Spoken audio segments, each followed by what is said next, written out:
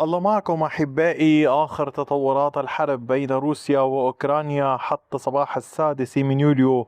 يواصل الجيش الروسي عمليات التقدم في مدينة كوستانتينيفكا وفي جبهات دنيبرو، والتوسع في جبهات خاركيف وفي اتجاهات فولشانسك، مع عمليات مستمرة في كوبيانسك. ما الذي يحصل؟ تابعوا التفاصيل حتى النهاية كي لا تفوتوا أي معلومة. واسمحوا لي أن أذكركم بضرورة دعم القناة، الانضمام للقناة، تفعيل الجرس، مشاركة الفيديوهات ليستفيد الأصدقاء. ولمن يريد دعم القناة ماديا هناك عدة طرق، إحداها الانضمام لمجموعة القناة على اليوتيوب، ستجدونها في القناة أو اطلبوا رابطها في التعليق. نبدأ مباشرة من مدينة كوستانتينيفكا التي يحاول الجيش الروسي استمرار العمليات بها للسيطرة الكاملة عليها حتى النهاية. هنا كانت الوحدات الروسية قد تمكنت من السيطرة على هذه المنطقة باللون الزهري كما تشاهدون. هذه المساحة كانت رمادية لعدة أيام، خاصة بعد التقدم الروسي في هذا الاتجاه في 4 يوليو. تقدمت اليوم الوحدات الروسية، فرضت السيطرة الكاملة، تقدم بعمق 890 مترا بامتداد 930 مترا، منطقة تضم هذه المباني الضخمة، مصانع. وفي هذا الجزء يوجد نهر كانت القوات الروسية لم تستطع التقدم إليه في وقت سابق نتيجة نيران القوات الأوكرانية من هذا الاتجاه، وبالتالي مع السيطرة على كامل هذه المنطقة تقدم الروس من عدة اتجاهات وفرضوا سيطرتهم. حاليا المعركة تدور في هذه الجهة الموجودة هنا، كامل هذه المنطقة أمام موجة هجمات من الوحدات الروسية التي تحاول الاقتحام والتعامل مع القوات الأوكرانية المنتشرة في هذه الأرجاء. طبعا هنا تختلف، مثلا هذه المناطق الموجودة هنا منازل سكنية، المناطق الموجودة في هذا الاتجاه هي مباني ضخمة، وبالتالي كل لها طريقتها في التعامل معها.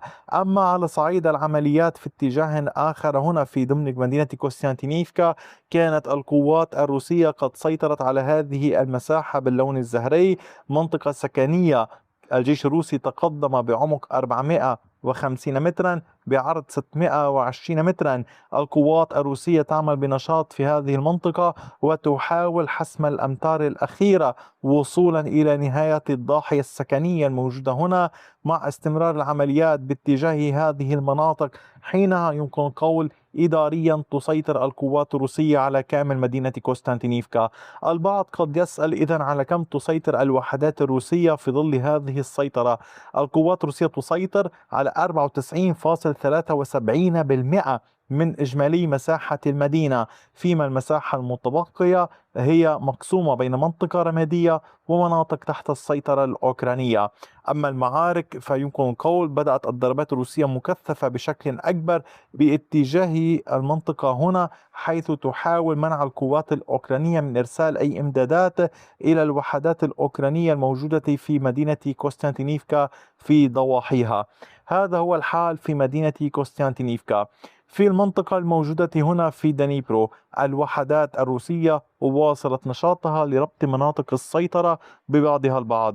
فما الذي حصل؟ بالقرب من هاي شمال فيدرادني، الوحدات الروسية وحدات اللواء السادس والثلاثين ربطت مناطق السيطرة التي كانت قد سيطرت عليها مؤخرا في 5 يوليو هنا كما تشاهدون، بمناطق كانت قد سيطرت عليها في الشهر الفائت باتجاه هاي وفيدرادني. التقدم الروسي كان على كامل هذه المنطقة باللون الزهري. عمق التقدم للوحدات الروسية بلغ نحو كيلومترين وربع تقريبا، بامتداد 2.76 كيلومترا. العمليات لا تزال مستمرة ونشطة. هدف الوحدات الروسية الضغط باتجاه دوبروباسوفي مجددا، الضغط على خطوط الإمداد إلى هذه البلدة، مع استمرار المواجهات بشكل كبير باتجاه أولكسندريفكا، حيث الوحدات الروسية تحاول الانتشار وتحاول السيطرة على هذه البلدة. دعوني أشرح أمرا ربما يكون قد فاتكم، وهنا أشدد دوما على ضرورة متابعة التفاصيل التي أقدمها. هنا يوجد نهر يفصل كامل هذه المنطقة عن بعضها البعض، إضافة إلى مجاري أنهر أخرى، يعني فروع على طول هذه الوديان وغيرها.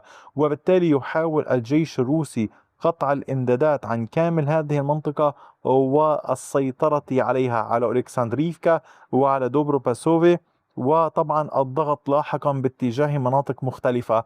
القوات الأوكرانية تزال موجودة في العمق في هذه المساحات باللون الرمادي والمناطق المحيطة لغير اللون الأحمر، وبالتالي الوحدات الروسية يعني تولي اهتماما إلى المناطق الأمامية، ولكن في نفس الوقت هناك عمليات على كامل نقاط الاشتباك الموجودة هنا ضمن هذه البلدات أيضا يجب التعامل معها، وبالتالي الأمر ليس سهلا. خوض كامل، جبهة كاملة، جبهة واسعة، وكلا الطرفين يعني كما تلاحظون أقول دوما لكم لدينا مناطق رمادية واسعة نتيجة عدم القدرة على تغطية كامل هذه المساحات من قبلهما.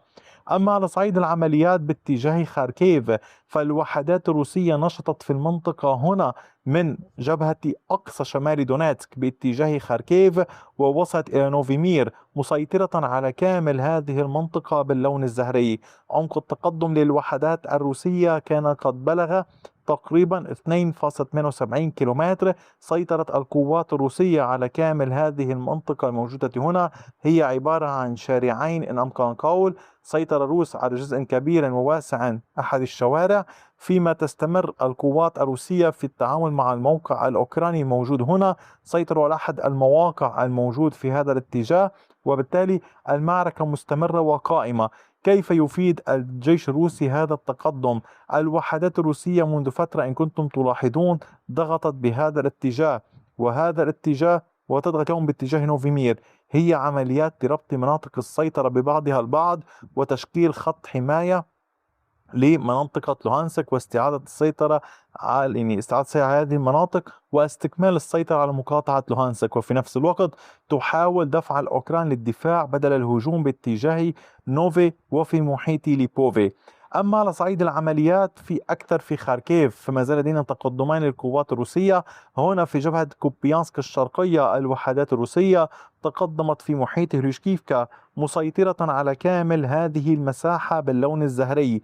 عمق التقدم للوحدات الروسية بلغ أكثر من كيلومتر ونصف بامتداد 2.81 كيلومتر. الوحدات الروسية تواصل العمل على ربط مناطق السيطرة هذه ببعضها البعض. الضغط لا يزال مستمرا عند نقاط الاشتباك الموجودة في هريشكيفكا وفي كيفاشاريفكا ونوفوسينوفي هنا وهنا، وطبعا باتجاه المنطقة هذا. عند المنطقة رقم 5 كما تلاحظون يعني الوحدات الروسية تحاول الدخول.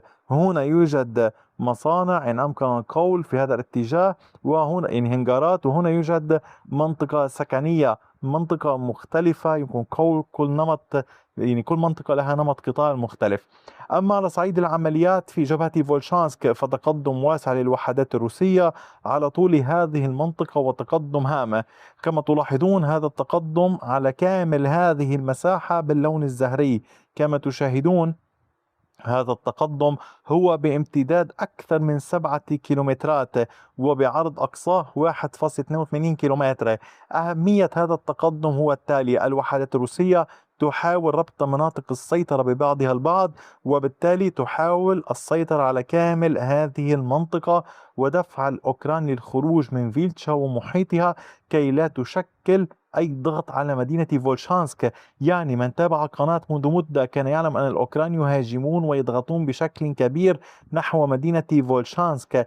الروس استعادوا السيطرة على بعض هذه المناطق في الشهر الفائت وواصلوا نشاطهم في هذا الشهر، وهم يحاولون أن يكون هناك طوق أمان على نطاق واسع وأبعد عن هذه المدينة، ويحاولون دفع الأوكران خارج فيلتشا. أحبائي، هذا كان كل شيء حتى الساعة. أي جديد سأوفيكم به لاحقا. أعود وأطلب من حضراتكم دعم القناة بكافة الطرق والوسائل الممكنة. يمكنكم السؤال في التعليقات لمن يرغب بالقناة بشكل دعم مادي لتستمر ويستمر هذا العمل. وشكرا لكم دوما على كل شيء، وإلى اللقاء بفيديو آخر.